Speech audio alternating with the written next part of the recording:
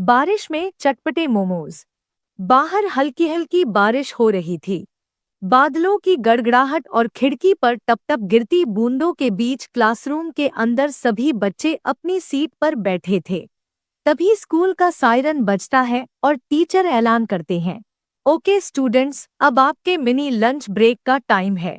आज महीने का आखिरी दिन है, इसलिए आधे घंटे बाद छुट्टी कर दी जाएगी। सभी बच्चे झटपट अपने अपने लंच बॉक्स निकालने लगते हैं।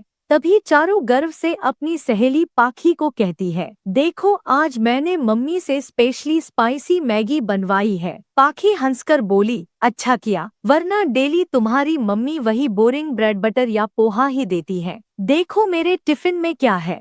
जैसे ही पाखी का टिफिन खुला, उसमें से भाप उठते हुए चटपटे गर्मागर्म मोमोज दिखे। पूरी क्लास उसकी महक से भर गई। पाखी ने शान से कहा, आज तो मम्मी ने एक्स्ट्रा स्पाइसी मोमोज पैक किए हैं, मेरे फेवरेट। क्लास के बच्चे एक एक करके उसकी बेंच पर आकर जुटने लगे। सब बारी बारी से उससे मोमोज मांगते। पाखी भी स्टाइल में एक एक को खिलाती, पर उसकी नजर बेंच के कोने में बैठे दो गरीब भाई बहन पारुल और सौरभ पर पड़ी। सौरभ ललचाई निगाहों से टकटकी लगाए देख रहा था। धीरे से बोला, दीदी मेरा भी मन कर रहा है, चलो हम भी पाखी के पास चलते हैं। पर पारुल ने छोटे भाई को रोकते हुए कहा, नहीं सौरभ, पाखी घमंडी लड़की है, वो हमें कभी नहीं खिलाएगी। हमारे पास अपना खाना है, वही खाओ। पारुल ने टिफिन खोला तो उसमें बस अचार और सूखा पराठा था। सौरभ का दिल बैठ गया। उसने गुस्से में कहा, मुझे ये सूखा पराठा नहीं खाना, मुझे तो मोमोज चाहिए दीदी। तभी पाखी ने चालाकी से आवाज लगाई, अरे सौरभ, तू भी चाह रहा है मोमोज?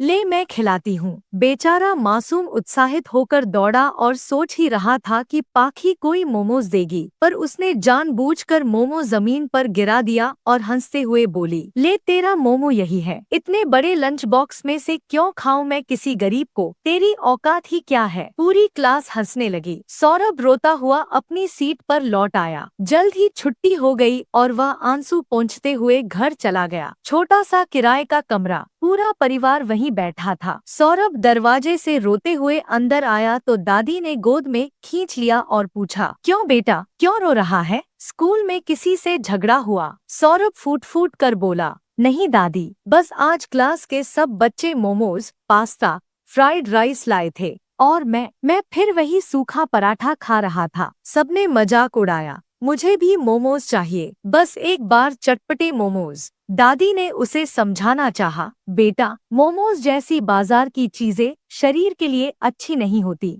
घर का खाना सबसे अच्छा होता है। पर बच्चे की जिद कहाँ मानती है। गुस्से और मायूसी में वह दरवाजे से बाहर जाकर बारिश में बैठ गया। उसने देखा सामने गली के मोड़ पर मनोज की मोमोज वाली ठेला गाड़ी खड़ी थी।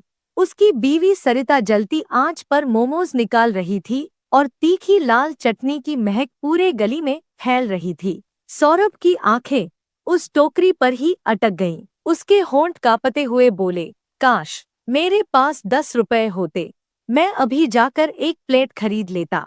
उसी वक्त पापा उमेश रिक्शा खींचते हुए घर लौटे। उन्होंने बेटे को भीगे कपड़ों में बैठे देखा तो आवाज दी, सौरभ, बारिश हो रही है, घर के अंदर चल बेटा। सौरभ ने आंखें नीचे करके धीरे से कहा, नहीं पापा, मुझे मोमोज चाहिए, बाकी कुछ नहीं। उमेश की आंखें भर आईं। उन्होंने रिक्शे की सीट पलटी और उसमें से छोटी सी तुड़मुड़ी पोटली निकालकर उसके हाथ में रखते हुए बोले, ले बेटा, ये आज की कमाई है, जा खा ले अपने चटपटे मोमोज। तेरे चेहरे की हंसी हमारे लिए सबसे बड़ा इनाम है। सौरभ पहले तो हैरान रह गया, फिर खुशी से पापा से लिपट गया। उसने दौड़कर गली वाले ठेले से मोमोज खरीदे। बारिश में भाप छोड़ते तीखे लाल मोमोज जब उसने खाए तो चखने से ज्यादा उसके दिल में यह एहसास था कि पिता का प्यार किसी भी मोमोज से ज्यादा स्वादिष्ट होता है। उस रात उसने दादी का पराठा भी पूरा खाया, मगर मुस्कुराते हुए।